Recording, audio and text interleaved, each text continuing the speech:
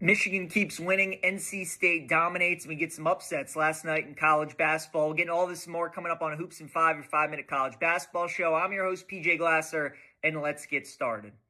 What a performance last night from Michigan. Top 10 matchup, Michigan-Purdue in one of the best buildings in college basketball, Mackey Arena. And this game was really Michigan from start to finish. They had a 20-point lead at halftime. As you would expect, Purdue would have their moments. They'd make their run, but every time it looked like maybe Purdue would cut it to single digits, or the building would stand up, the fans would go nuts, and maybe they'd cut it to a 2-possession game or a 1-possession game. Michigan would always answer.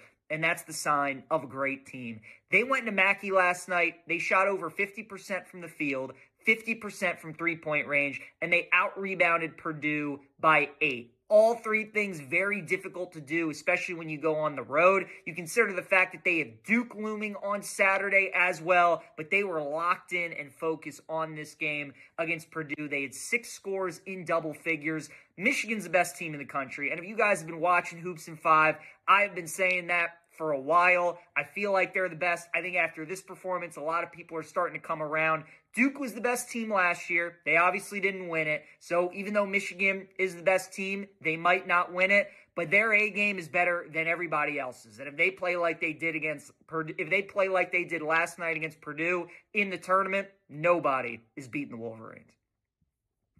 Next game we have up is North Carolina State and UNC. Dominating performance last night from the Wolfpack as they take down the Tar Heels by 24. Now, people will see UNC as a ranked team versus North Carolina State as an unranked team and think this was a big upset. NC State was a 6.5-point favorite last night. It was expected that they were going to win, and they were going to win comfortably. Maybe not by 24, but UNC shot 5 for 33 from three-point range last night, 15%. So give NC State's three-point defense a lot of credit. North Carolina was without 2 of their better players as well. Caleb Wilson, who's out indefinitely, and Henry Vasar missed this game also. So it was a tall task. Bad spot for UNC, missing key players. They couldn't shoot the ball well. And all that translates to an NC State 24-point win. Really good victory for Will Wade and the Wolfpack. Going to the Big Ten now, Iowa and Ben McCollum get their signature win of the season as they take down Nebraska 57-52 in a low-scoring defensive slugfest.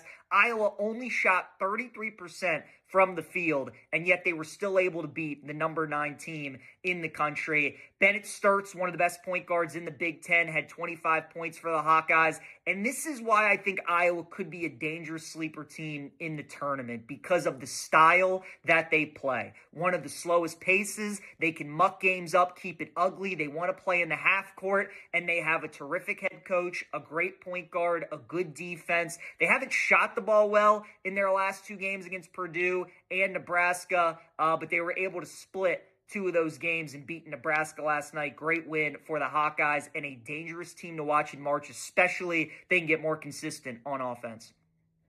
Also had another upset in the top 25. This is the definition of a letdown game. Texas Tech goes down in Tempe to Arizona State. Texas Tech on Saturday goes to Tucson and beats the number 1 team in the country in Arizona. And then they turn around last night and they go on the road and they lose outright as an 8.5-point favorite to Arizona State. That's really all this game is. I'm not looking too much into it. It was a terrible spot. If Texas Tech would have gone in there fully focused and motivated, they probably would have ran Arizona State out of the building. I just think this is a letdown game, and this is what happens, and this is the problem with Texas Tech. They've beaten Houston, Arizona, and Duke this year. They can beat anybody in the country, but as you saw last night, those early round games in the tournament, if they're not careful, they could find themselves going home.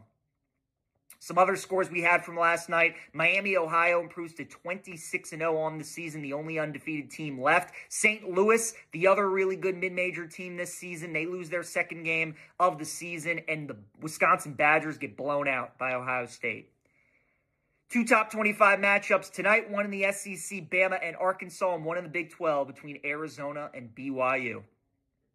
Two best bets for me tonight. We'll start in that Bama and Arkansas game. I'm going to lay the 4.5 with the Tide tonight at home against Arkansas. These teams are very similar. Great offensive teams, struggle on defense, play at a super fast tempo. Nate Oates, since he has been in Tuscaloosa, has had great success against John Calipari. It's tough to beat Bama at their own game. I like the Tide tonight, minus 4.5.